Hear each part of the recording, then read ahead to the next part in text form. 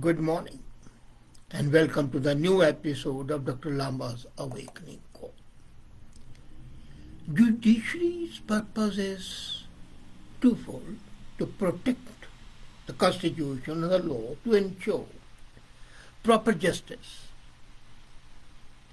And it's very common to see that the justice is miscarried, resulting there is no closure to the victims of the crime. They feel that the system of justice has added to their pain, to their agony, to their misery. And it is especially so when your personality is violated or when a violent crime is committed. Now, it's very common to assume that the juveniles should not be punished the way the adults are, as if the date of birth decides whether you are guilty or not. One day before you become 18, you are liable to be prosecuted as a juvenile, looked upon with sympathy. 2 days later, you commit the same crime. And then you are tried as an adult, mature person. Fine. You need some cut-off date. But I have seen that's very common in India at least, and it might be happening in other countries as well. To commit a crime, then find ways to escape the punishment. And what happens is those young people who are even say 19, 20, they indulge in bribery, they and their parents, their friends, their relations, get the absolutely wrong, misleading information, forged birth certificates, school leaving certificates, and thus pose as juveniles. And as juveniles, they are deemed to be incapable of differentiating between right and wrong, and thus escape the punishment. Is this their fault? I won't say no. It's a fault of the system, and especially of the judiciary. And now the recent Supreme Court ruling that an accused deemed as juvenile by the lower court should be tried as an adult, as a matter of fact, this has come at a high time. It should have been happening about 20 years back, 30 years back. This was a typical case. In Kathua, an 8-year-old girl was gang raped and murdered.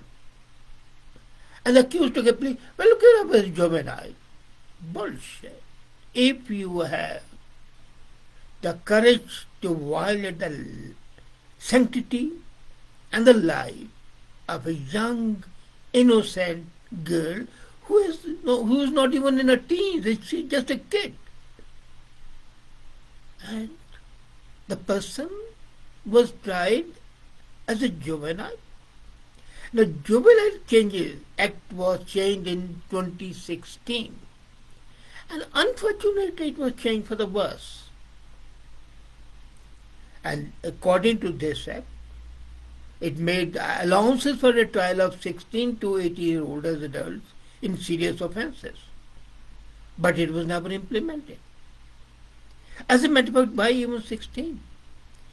If, for example, in Canada, the age of consensual sex is 13, why should then not a young person of 13 be deemed as an adult for committing a crime? But here in Canada, the same thing happens.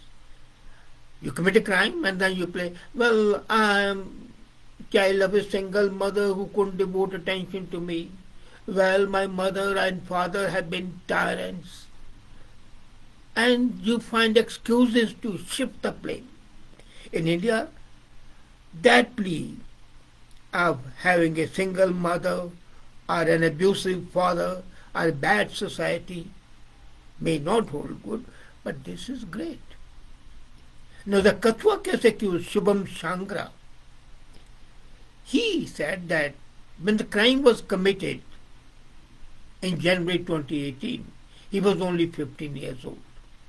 And a birth certificate was shown which showed his birth date as in the year of 2002.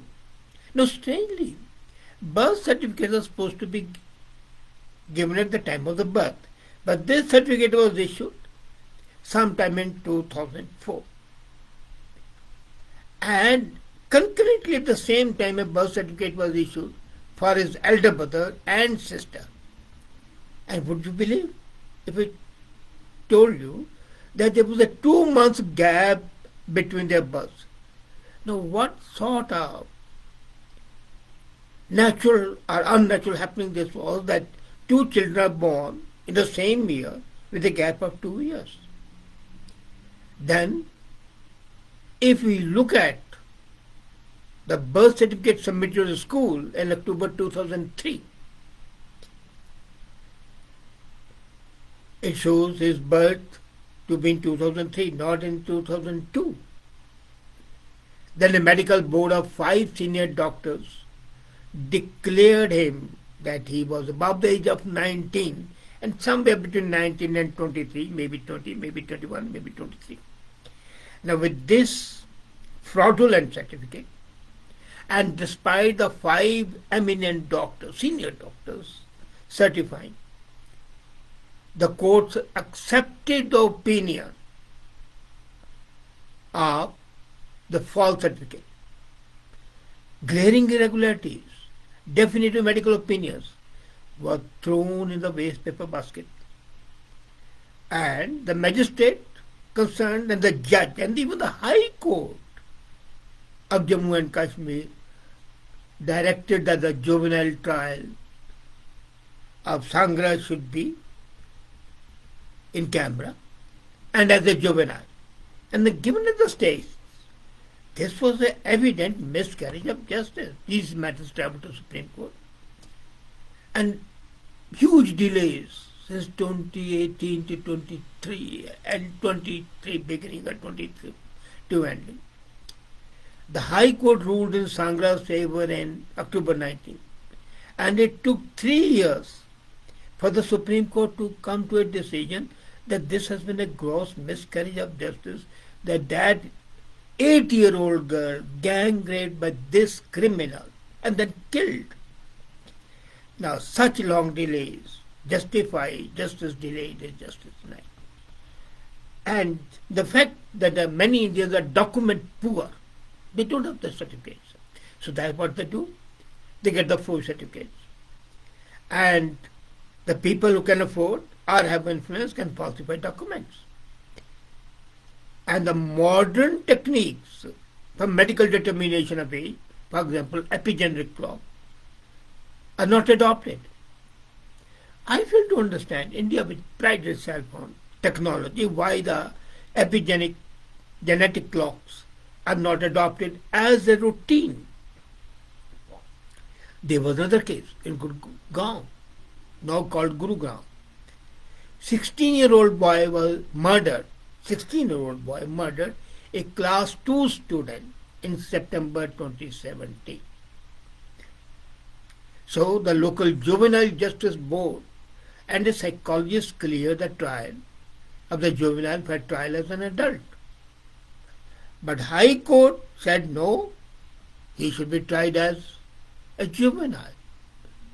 Now, the High Court and the Lord Judiciary forget that the Justice for Juvenile Act mandates ascertaining the mental capacity of the accused to commit offence, ability to understand consequences and circumstances in which the offence was committed.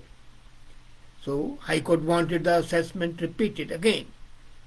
And then there was appeal to Supreme Court. Until July 23, nothing was done. In July 22, the action was taken. So right from 2017 to 2022, it took for justice to that. And then Supreme Court left it to the board, Juvenile Justice Board's discretion to re-perform the psychological assessment. Now, 5 years passed. Can the psychological assessments today be valid for 5 years back, how much the development would have taken place, and how would definitive result would be, then what will happen? The play will be taken benefit of doubt because 5 years elapsed. Despite 5 years elapsing, the Gurgaon Juvenile Justice Board reassessed the now 21-year-old and then declared him fit to be tried. Now, this serpentine process is a mockery of justice. It is, as I said, in fact, an act of cruelty to those raped and often murdered. Even rape is no less than murder by itself.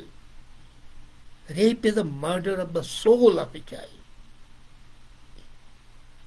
And if I were to tell you that in 1 year, say in 2021, 877 juveniles between the age of 16 and 18 were arrested for murder and 939 for rape. So 2,000 almost they were arrested.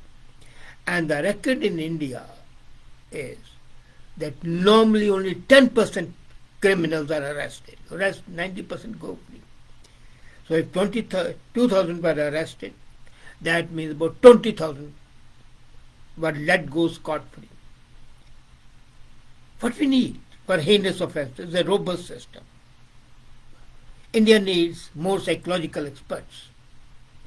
India needs faster delivery of justice. And India needs more of retributive justice. This sort of mollycoddling the criminals breeds other criminals. And the politicians, they are equally horrible. Murder takes place, rape takes place, and one political leader, now dead, says, well, boys would be boys. Well, if the boys are boys, then they need to be spanked.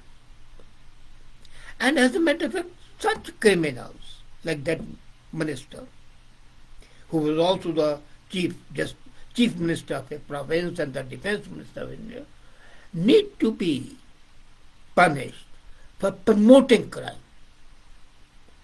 As a matter of fact, when he made this statement, he should have been immediately arrested for abetment of the crime and prosecuted. Was it done? No. Would it be done? No. For the simple reason, they are the lawmakers. And as lawmakers, they are law to themselves. There was only one case when the son of a minister was arrested and sent to life imprisonment. Another thing that after 3 years, he was out on a parole 8 months out of 1 year. That was a Delhi murder case of that bar attendant. He wanted alcohol at 2 in the morning, which was refused, and he shot her dead.